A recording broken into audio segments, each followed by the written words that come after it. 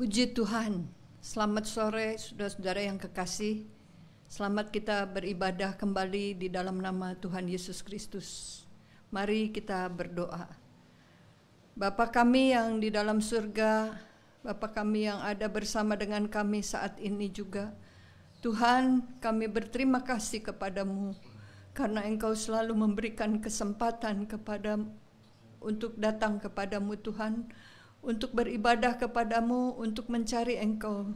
Dan kami percaya kalau kami mencari Engkau, Engkau akan didapati Tuhan. Engkau akan kami temui Tuhan Yesus. Bahkan Engkau akan memberikan jawaban-jawaban dalam apa yang kami perlukan Tuhan. Setiap kami yang mendengar, yang menyaksikan Tuhan acara ini, apapun Tuhan yang menjadi kerinduan mereka, Engkau sendiri Tuhan yang akan menjawabnya melalui firman-Mu. Terima kasih Tuhan karena Engkau adalah Allah yang setia. Kasih-Mu tidak berkesudahan Tuhan Yesus. Engkau Tuhan yang membebat segala luka hati kami Tuhan. Sehingga Tuhan Yesus, dengan apapun Tuhan Yesus, kami tidak bisa bandingkan kasih-Mu Tuhan. Terima kasih Tuhan, terima kasih untuk kasih yang tidak berkesudahan. Terima kasih Tuhan, biarlah Roh Kudus-Mu memimpin acara ini dari awal sampai akhir. Roh Kudus-Mu mengurapi kami semua Tuhan yang mendengarkan firman-Mu. Roh Kudus-Mu Tuhan Yesus menjamah kami Tuhan. Roh Kudus-Mu Tuhan Yesus menjawab setiap persoalan kami. Terima kasih Bapa. Kami mengucap syukur di dalam nama Tuhan Yesus Kristus. Haleluya. Amin. Haleluya. Selamat sore saudara-saudaraku yang saya kasihi di dalam Tuhan. Mari kita memuji membesarkan nama Tuhan pada sore hari ini. Biar kita menyenangkan hati Tuhan, mempersembahkan yang terbaik hanya untuk Tuhan. Karena Dia adalah tempat perlindungan kita. Dialah gunung batu kita. Dialah andalan kita. Di dalam kita menjalani kehidupan ini, menghadapi segala sesuatu, tidak ada yang dapat kita kedepankan selain Yesus saja. Mari kita naikkan pujian ini. Haleluya.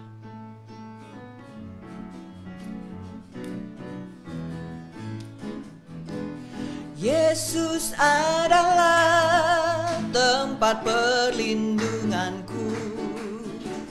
Yesus adalah gunung batuku.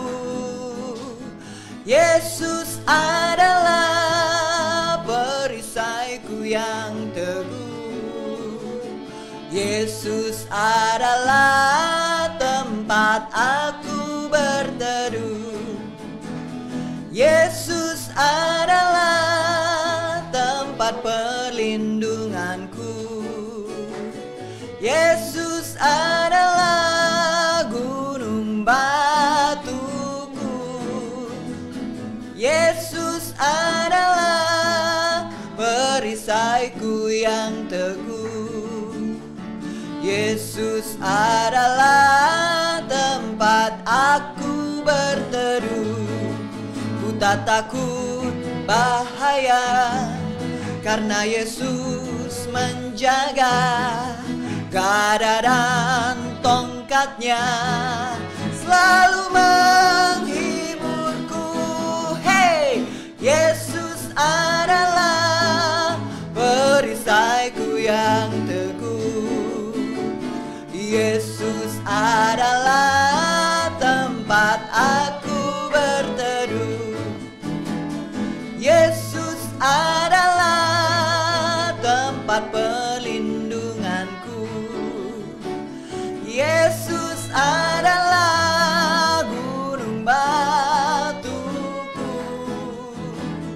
Yesus adalah perisaiku yang teguh.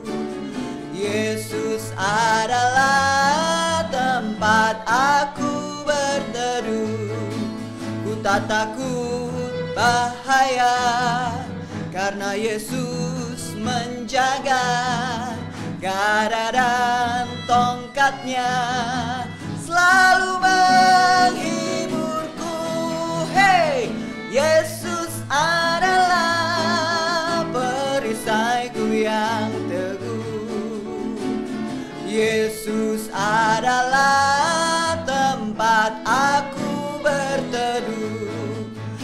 tak takut bahaya, karena Yesus menjaga.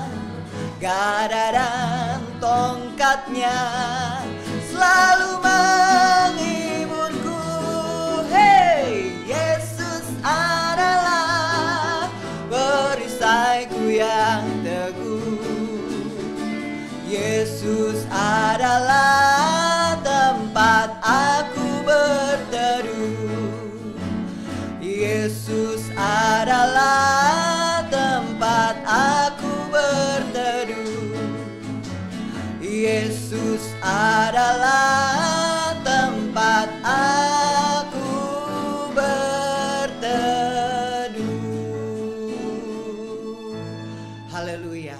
Hanya Yesuslah yang menjadi tempat perlindungan kita, tempat kita berteduh di saat-saat seperti ini, di saat-saat yang begitu tidak menentu, tapi hanyalah Yesus yang membawa kepastian bagi kehidupan kita.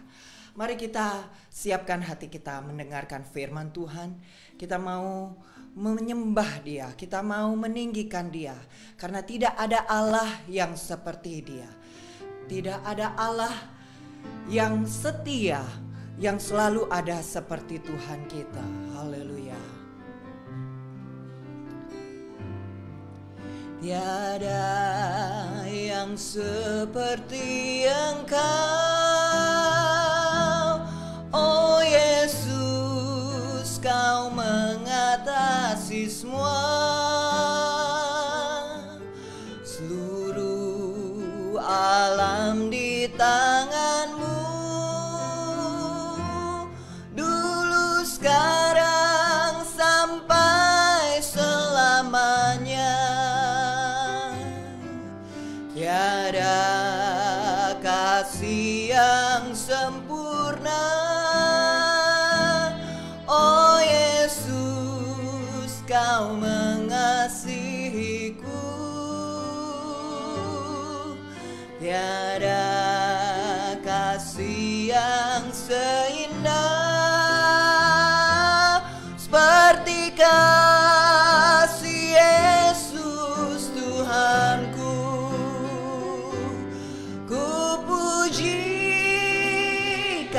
Aku tinggikan Kau, Tuhan dan Rajaku.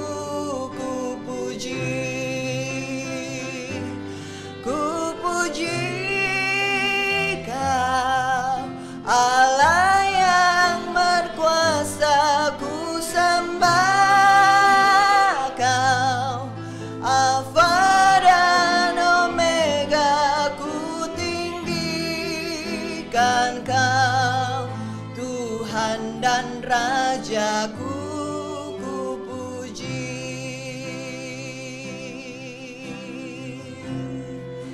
Oh, terima kasih.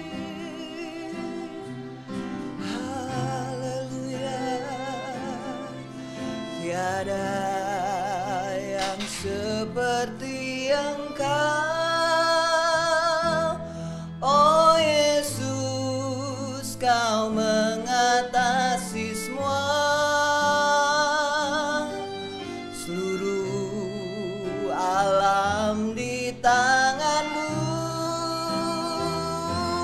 dulu, sekarang, sampai selamanya. Tiada kasih yang sempurna, tiada kasih yang sempurna, oh Yesus, Kau mengasihiku. Tiada kasih yang seindah seperti kasih Yesus Tuhanku. Ku puji Kau, Allah yang berkuasa. Ku sembah Kau, Alfa dan Omega. Ku tinggikan Kau, Tuhan Tuhan dan Rajaku, ku puji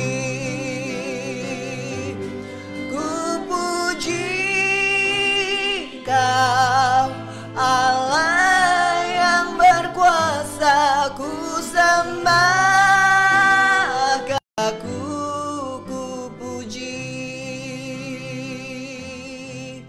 Tuhan dan Rajaku, ku puji Tuhan dan Rajaku, ku puji.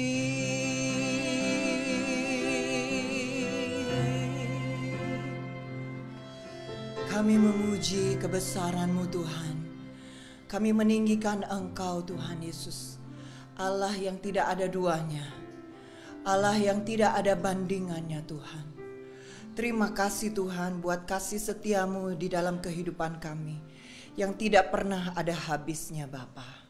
Oleh sebab itu, pada saat ini Tuhan, kami mau menundukkan segala keberadaan kami Tuhan di bawah kuasa firman-Mu Tuhan Yesus. Biarlah Engkau berfirman kepada kami Tuhan. Engkau berbicara kepada kami Tuhan Yesus. Engkau mengangkat kami Tuhan. Engkau meneguhkan kami Bapa. Engkau menghibur kami. Engkau menegur kami Tuhan. Apapun yang Kau lakukan lewat firman-Mu Tuhan, kami mau tundukkan semuanya itu di bawah Engkau Tuhan. Berfirmanlah kepada kami Bapa. Kami percaya Engkaulah yang mengurapi hamba-Mu. Engkau yang memberikan dia kemampuan. Engkau yang memberikan dia perkataan-perkataan firman-Mu yang hidup Tuhan. Karena hanya firman kami sudah berdoa, yaitu di dalam nama Tuhan Yesus Kristus. Haleluya. Amin.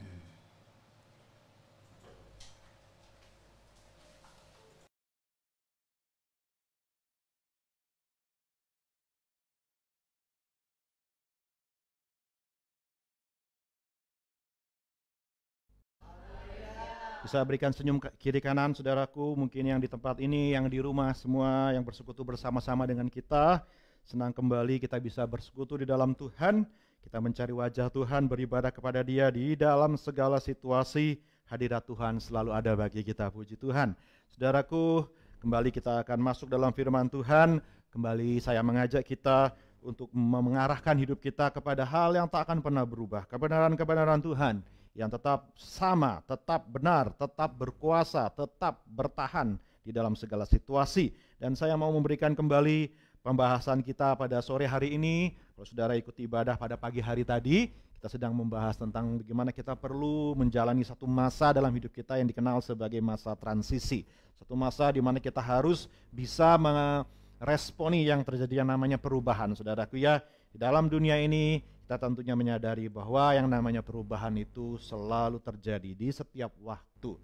Bahkan boleh dikatakan saudara, semakin maju, semakin cepat perkembangan zaman dan teknologi, saudaraku, kita memperhatikan bahwa perubahan itu semakin cepat terjadi. Semakin membutuhkan kita kemampuan untuk segera menyelesaikan masa transisi, masa perubahan dari satu situasi ke situasi berikutnya, saudara, dengan lancar, dengan baik, supaya kehidupan kita tetap maju di dalam Tuhan. Itu sebabnya saya mengajak pada sore hari ini, mari kita buka Alkitab kita di dalam surat Filipi, pasal yang pertama, menjadi ayat awal kita yang kita akan bahas sama-sama. Kembali bagi kita saudara yang dikasih Tuhan, kita sama-sama sedang baru saja ya melewati masa-masa perkabungan, dan mungkin di antara kita masih ada di antara kita yang masih sedang dalam suasana duka, kehilangan, dan saya mengajak bagi kita kembali kita memperhatikan apa yang Tuhan katakan, apa yang firman-Nya berikan bagi kita supaya kita bisa menghadapi situasi seperti ini. Filipi pasal yang pertama kita akan memperhatikan mulai daripada ayat, saya mengajak kita untuk melihat dari kepada ayat yang ke-24 ya. Filipi 1 ayat 20-24, jika saudara sudah siap sama-sama dengan saya 2-3. Sebab yang sangat kurindukan dan kuharapkan ialah bahwa aku dalam segala hal tidak akan beroleh malu, melainkan seperti sedia kala, demikian pun sekarang, Kristus dengan nyata dimuliakan di dalam tubuhku, baik oleh hidupku maupun oleh matiku. Karena bagiku hidup adalah Kristus dan mati adalah, ada amin saudara? Mari lanjut terus. Tetapi jika aku harus hidup di dunia ini, itu berarti bagiku bekerja memberi buah. Jadi mana yang harus kupilih? Aku tidak tahu. Aku didesak dari dua pihak. Aku ingin pergi dan diam bersama-sama dengan Kristus. Itu memang jauh lebih baik.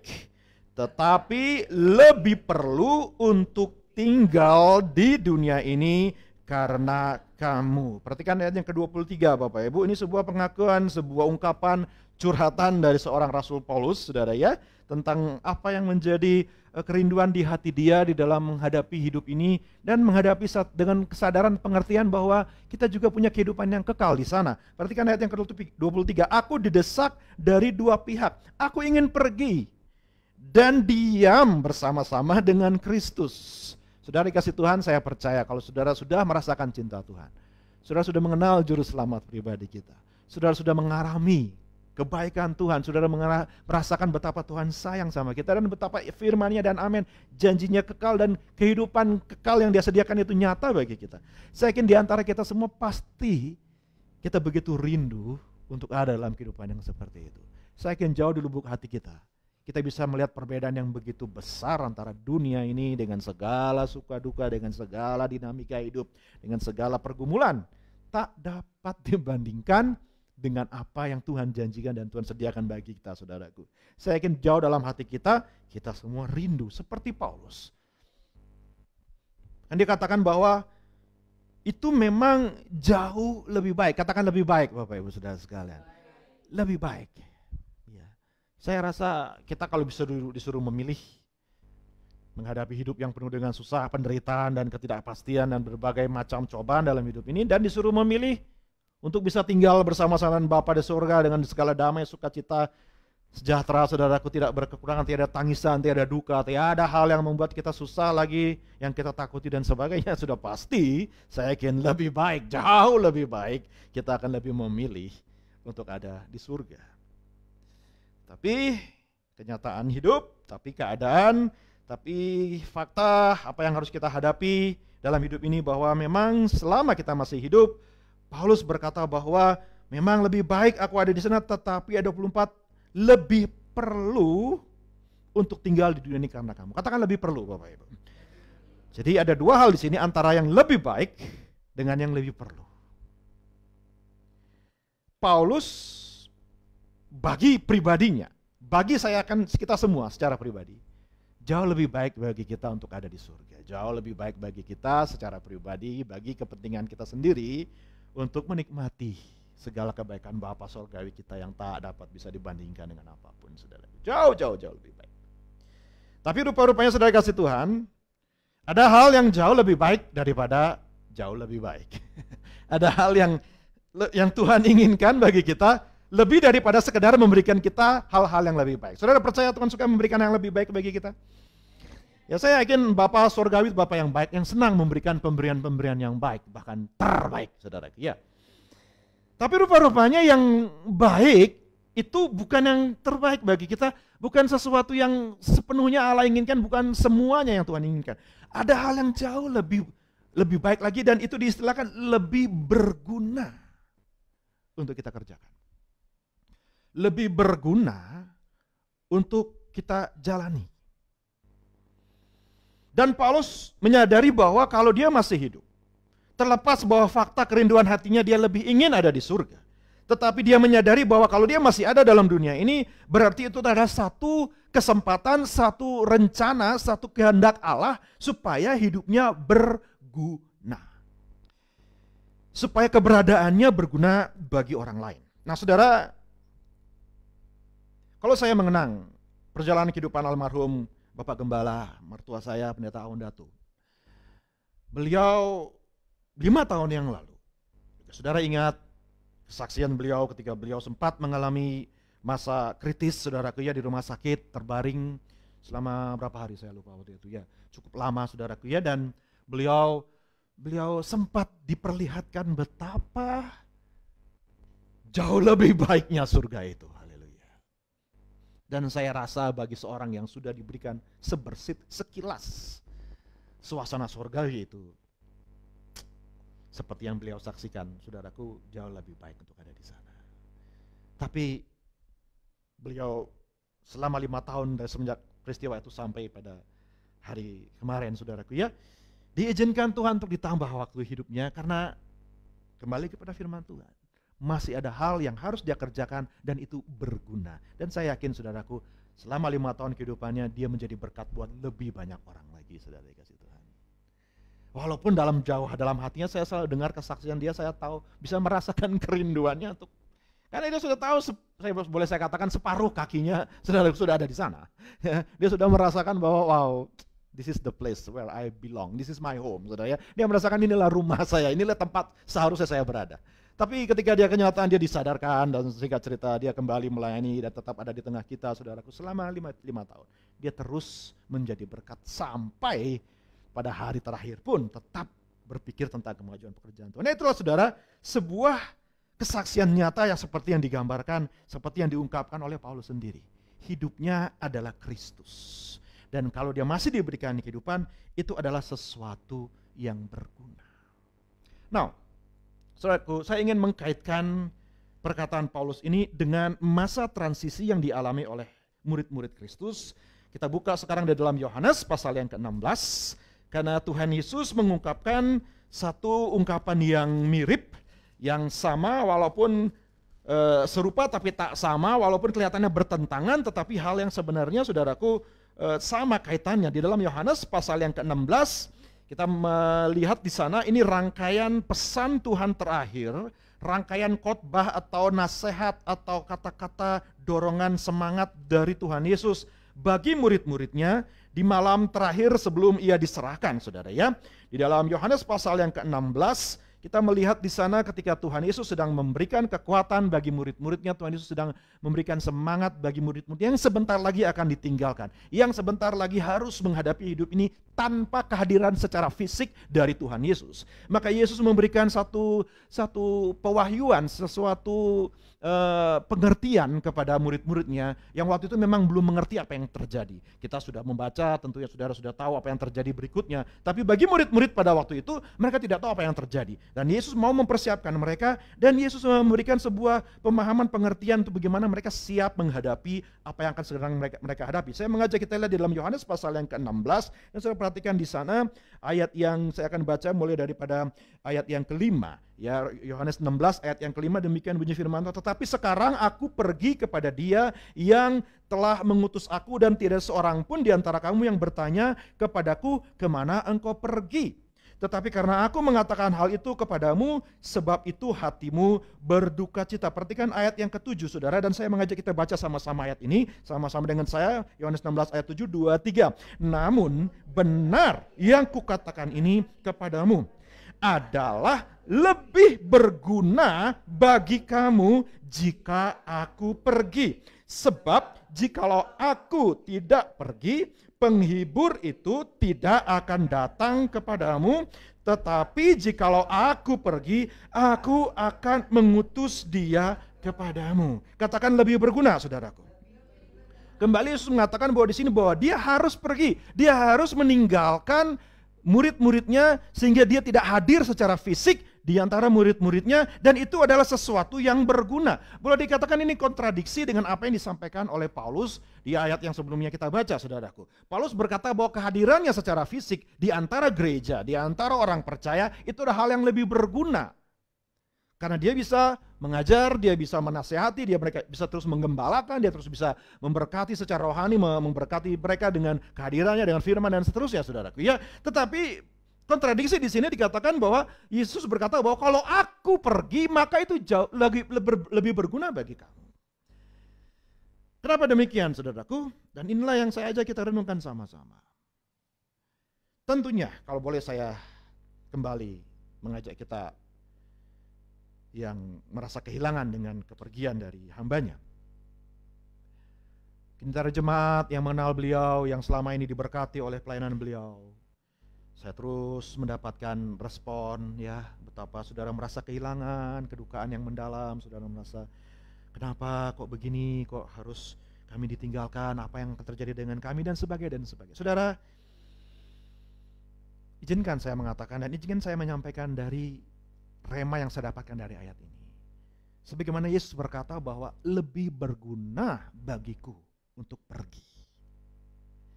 Ada hal-hal yang lebih berguna bagi para murid dengan ketidakhadiran Yesus.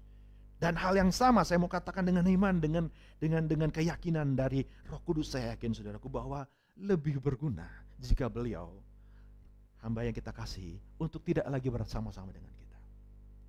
Somehow, some way. Ya. Lebih berguna. Mungkin kita bisa berkata lebih baik dia ada. Saya kok merasa dia lebih baik kalau dengan dia hadir, dia kembali melayani kami, kembali dia melayani sesuai dengan jadwal, kita bisa berjumpa kembali di jadwal ibadah dan sebagainya. Kok kami serasa lebih baik itu bagi kami secara pribadi. Tapi saudara sekali dalam Tuhan, kembali saya mau katakan, saya mau ingatkan, ada hal yang lebih baik daripada lebih baik, yaitu lebih berguna. Yang setuju katakan amin, saudara. Ya. Lebih berguna itu lebih baik daripada lebih baik, saudara. Karena kalau kita hanya berpikir tentang kebaikan kita, apa yang baik bagi kita, somehow kedengarannya egois sekali. Kita hanya mementingkan apa yang kita inginkan, semuanya hanya tentang apa yang kita baik bagi kita. Padahal dalam hidup ini, it's not all about me, it's not all about you. Ini tidak semua tentang hanya apa yang kita inginkan, lebih bagi kita. Ada hal-hal yang perlu kita lakukan dan yang Yesus katakan itu berguna. Saudara dikasih Tuhan, Tuhan mau kita berguna. Tuhan mau kita menjadi berguna. Jadi dengan kata lain begini saudara. Dengan kehadiran Yesus, murid-murid tidak bisa sepenuhnya berkembang sesuai dengan apa yang direncanakan oleh Allah. Kehadiran Tuhan justru menjadi sesuatu yang bersifat negatif bagi mereka. Menjadi sesuatu yang menahan apa yang mereka mampu lakukan, apa yang mereka bisa kerjakan bagi Tuhan. Dengan istilah dengan sederhananya, mereka jadi tidak berguna karena Yesus ada. Tapi karena Yesus tidak ada, maka mereka jadi berguna. Ada haleluya saudara? Jadi berguna. Dan saya rindu Roh Kudus membukakan kepada saudara. Saya yakin bahwa dengan ketidakberadaan hambanya, itu adalah rencana Allah. Semua mendatangkan kebaikan, bahkan bukan cuma mendatangkan kebaikan, tapi mendatangkan hal yang lebih berguna. Karena apa? Saudara akan jadi lebih berguna. Terlalu sering orang tidak mau mengembangkan dirinya. Terlalu sering kita tidak mau mengembangkan talenta, bakat, kemampuan yang ada pada kita karena ada orang lain yang mengerjakannya, karena ada orang lain yang memenuhi kebutuhan itu, orang lain yang mengerjakan semuanya. Sehingga akhirnya kita hanya berdiam diri, saudaraku, kita hanya lipat tangan, kita hanya menjadi seorang, dengan kata lain, konsumen yang hanya menerima saja. Padahal yang Tuhan mau, kita tahu bahwa Tuhan sudah menaruh banyak hal dalam kehidupan kita, semua kita yang percaya. Tuhan sudah menaruh karunia-karunia, Tuhan menaruh bakat-bakat, kemampuan-kemampuan yang perlu dikembangkan. Dan dengan ketidakhadiran orang yang selama ini memenuhi dan mengerjakan apa yang bisa kita kerjakan itu, ketika seperti Yesus diangkat, maka murid-murid pun mulai bermunculan kemampuan sejati yang mereka miliki, saudaraku. Dan saya mau yakinkan ini kepada saudara bahwa ketika kita dipanggil sama Tuhan, setiap saudara yang sudah percaya dan dipanggil sama Tuhan, percayalah ada kuasa yang dahsyat di dalam saudara. Yang Tuhan mau itu dikembangkan seperti para murid-murid. Saudara bisa bayangkan, mereka cuma para nelayan biasa, mereka cuma orang biasa istilahnya saudaraku ya. Saya mah apa atuh istilahnya saudara. Mereka boleh bilang, ya saya mah orang biasa, apalah artinya saya. Tapi ketika Yesus memilih mereka, mereka bukan cuma untuk dipilih jadi orang biasa, mereka dipanggil untuk jadi orang luar biasa. Ada amin saudaraku? Jadi orang luar biasa. Secara manusia kita berpikir kita biasa saja, tetapi ingat saudaraku, penghibur jika datang, orang-orang biasa jadi orang luar biasa. Kenapa? Mereka akhirnya jadi orang-orang yang berguna karena kekuatan Roh Kudus bekerja leluasa di dalam hidup mereka. Dan inilah yang saya yakin. Tuhan mau kerjakan bagi pelayanan di tempat kita ini, saudara. Oh, saya memandang dengan mata iman saya bahwa inilah saatnya bangkit para pelayan-pelayan dari gereja kita, dari pelayanan kita. Bangkit kegunaan-kegunaan yang selama ini mungkin terpendam, tertutup, tersembunyi hanya karena kita terlalu mengandalkan keberadaan beliau yang memang multi talented, saudaraku, ya multi talenta, semua dia bisa kerjakan, saudaraku. Dan banyak di antara kita yang cuma punya 1%, 2%, 10% dari yang beliau miliki gara-gara beliau begitu multi talented mungkin, saudara ya. Jadi tak bisa dikembangkan, saudaraku. Dan saya yakin sudah dikasih Tuhan kembali lagi. Kita mensyukuri semua yang sudah Tuhan kerjakan dalam kehidupan beliau. Tapi inilah saatnya, saudaraku. Saya terlalu yakin inilah saatnya pelayanan kita akan mulai dirilis. Katakan rilis, saudaraku, ya kan. Mulai dilepas. Murid-murid mulai mengalami rilis. Mereka dilepaskan kemampuan, kekuatan, potensi, apa yang sudah ditanamkan, diajarkan selama 3,5 tahun oleh Tuhan Yesus itu, dan kemudian mereka diurapi dengan Roh Kudus, saudaraku, maka semuanya itu bekerja bersama-sama menjadi satu kekuatan yang menyatu dalam kehidupan mereka, firman dan roh menyatu, maka mereka melakukan hal-hal yang Yesus sendiri sudah katakan lebih besar daripada Yesus sendiri. Saudara percaya bahwa pelayanan kita akan melakukan yang lebih besar lagi. Dalam kerajaan sorga tidak ada yang jadi lebih kecil. Dalam kerajaan sorga semua bertumbuh jadi lebih besar. Apa yang sudah dimulaikan tidak akan stay seperti itu saja. Yesus selalu memberikan perumpamaan tentang bertumbuh. Karena memang apa yang dia kerjakan pasti bertumbuh jadi lebih besar, jadi lebih banyak buah bagi kemuliaan nama Tuhan. Haleluya. Ya sudah dikasih Tuhan. Mari sadari bahwa this is it. Inilah waktunya kita menjadi kegunaan kita. Saya rindu Roh Kudus bekerja dalam hati saudara untuk mulai berbicara kepada setiap saudara secara pribadi dan mulai membuat saudara berpikir, apa sih kegunaan saya? Dengan ketidakhadiran Tuhan Yesus, dengan ketidakhadiran hamba yang sudah meninggalkan kita, apa kegunaan saya yang selama ini sebenarnya bisa dikembangkan dan sudah saatnya, saya katakan sudah saatnya dikembangkan. Karena itulah tujuan, itulah maksud mengapa diizinkan oleh Tuhan. Karena Tuhan mau merilis, sekali lagi saudaraku, Tuhan mau melepaskan potensi-potensi yang dahsyat di dalam kita semua. Kita tidak lagi bergantung hanya kepada satu figur, kita tidak lagi bergantung kepada guru kita. Sudah akan waktunya setiap murid harus dilepas, harus diutus, saudaraku ya, dan tidak terus bergantung kepada muridnya. Ada waktunya anak-anak harus dilepas keluar dari rumah orang tuanya, dan mereka mulai mengembangkan sayap mereka, mengembangkan diri mereka menjadi semua yang Tuhan rencanakan bagi mereka, saudaraku. And now, this is the time. Katakan inilah waktunya, saudaraku. Amin, amin. Inilah waktunya kita mulai berguna. Inilah waktunya saudara mulai berkontribusi. Inilah waktunya saudara mulai mengembangkan kemampuan yang mungkin selama ini belum atau sudah atau disembunyikan, disadari, saudaraku, ya kan. Inilah waktunya. Mari. Inilah waktunya kita berguna bagi pelayanan ini. Bagi pelayanan ini, saudaraku. Karena saya terlalu yakin bahwa pelayanan ini tidak akan berhenti sebegini saja. Tetapi maksud Tuhan dengan ketidakhadiran beliau, ya, maka dia ingin pelayanan ini semakin melipat ganda, multiplikasi. Dan itu sebabnya betapa kita perlu belajar mengandalkan Roh Kudus, saudaraku. Betapa kita perlu menyadari bahwa kita tidak lagi berjalan dengan melihat suatu figur.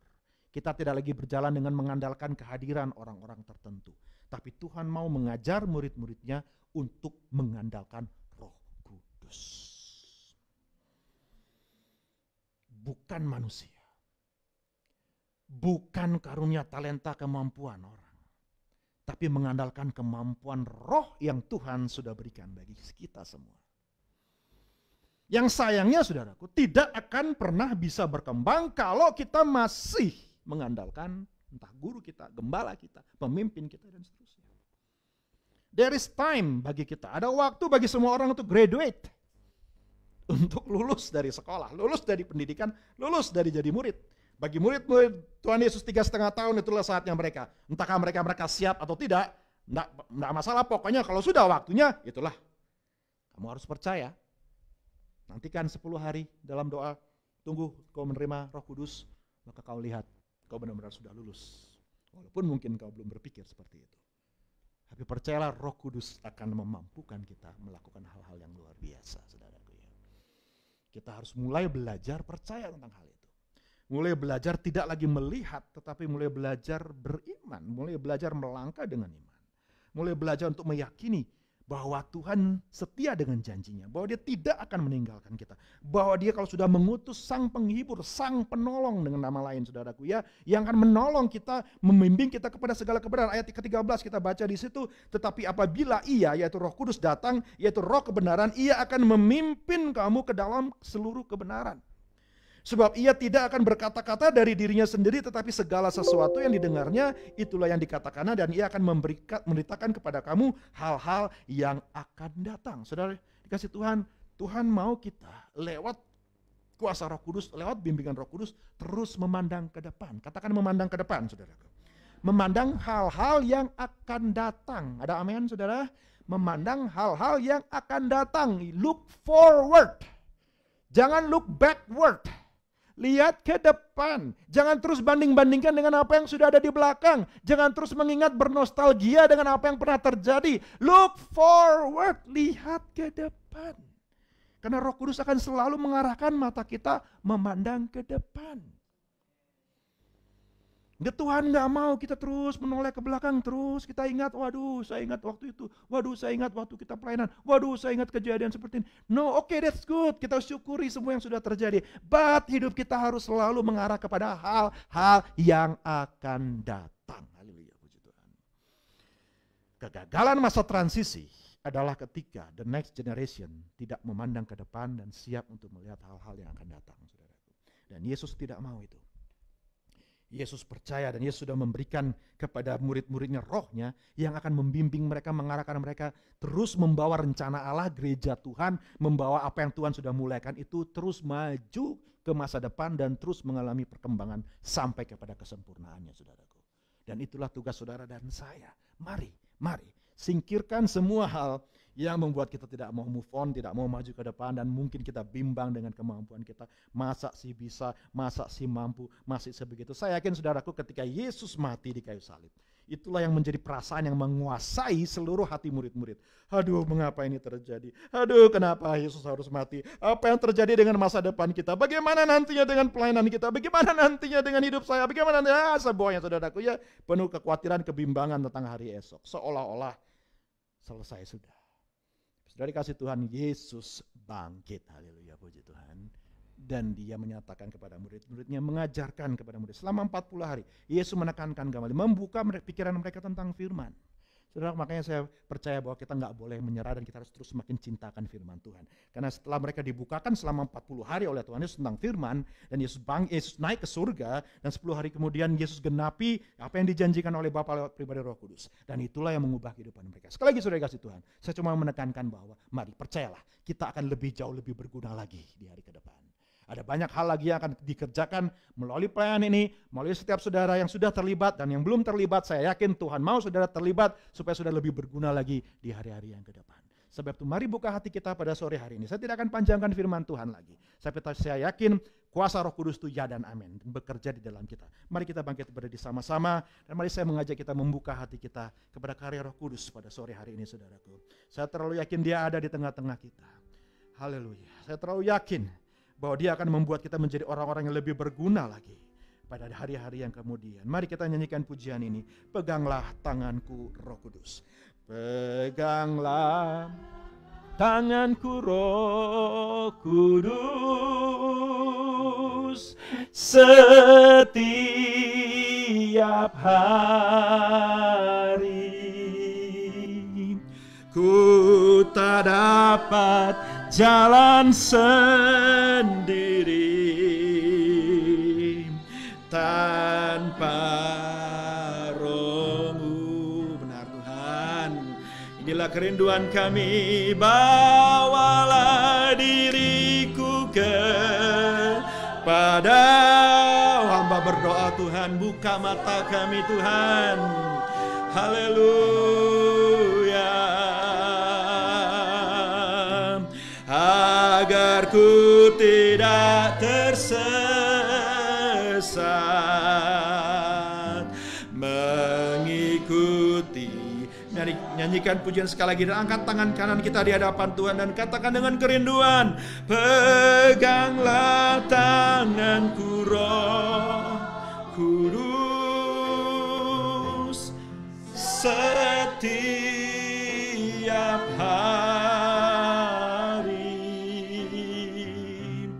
Ku tak dapat jalan sendiri,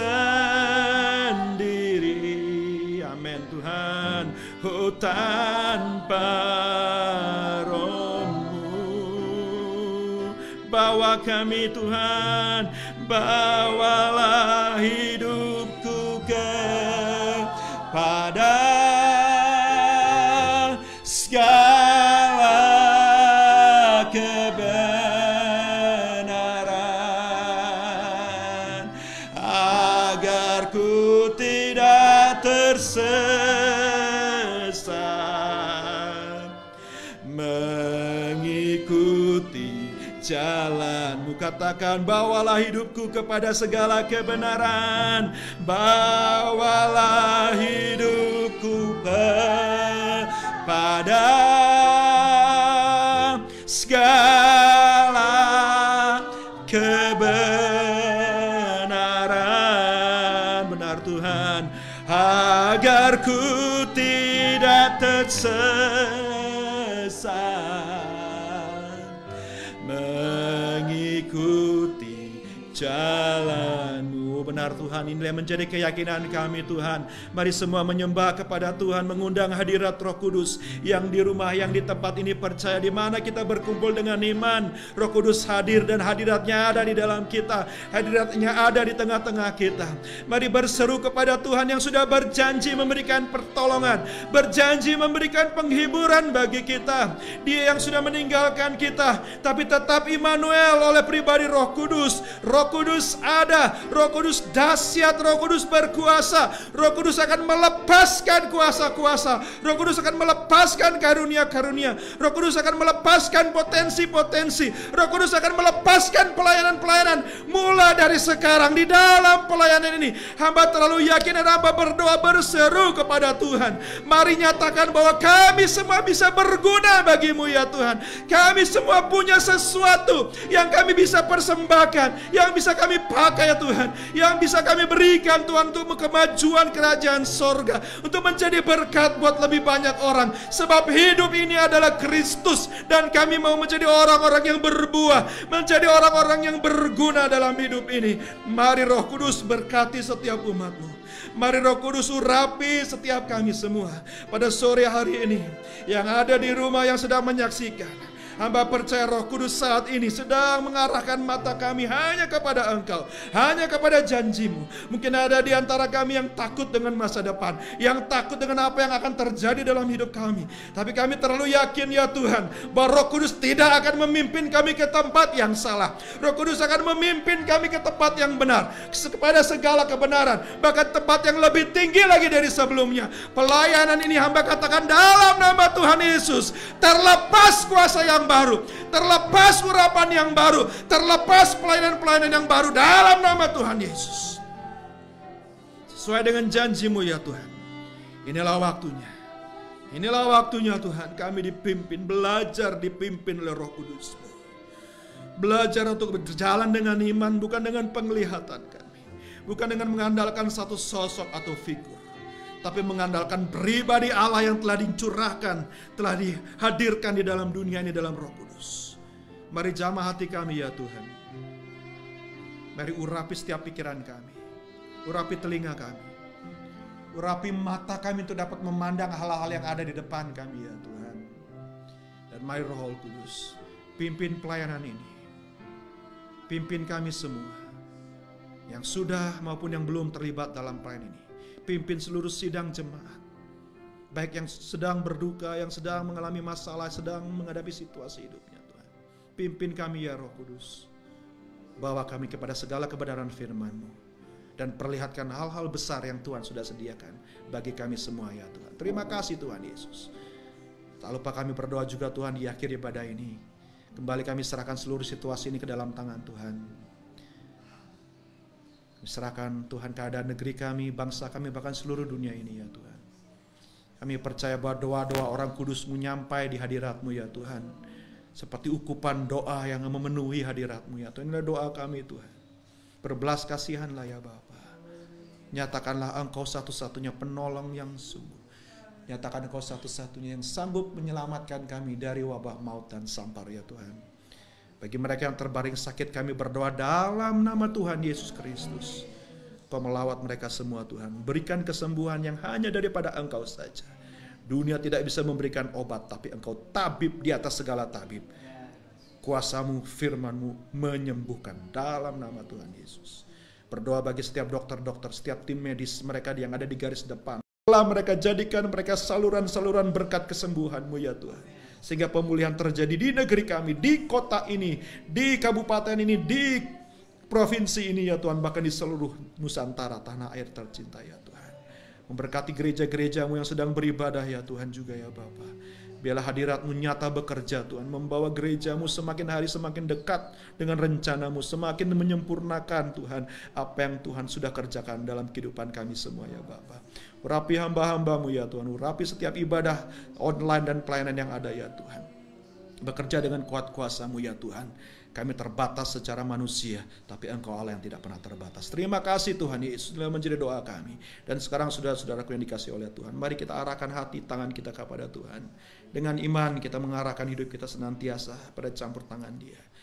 Dia yang mendengar setiap seru doa kita. Dia Allah yang hidup, Allah yang tidak mati, Allah yang tidak pernah kurang panjang tangannya untuk menolong kita. Dia Allah yang tidak pernah kurang tajam telinganya untuk mendengar seruan permohonan kita.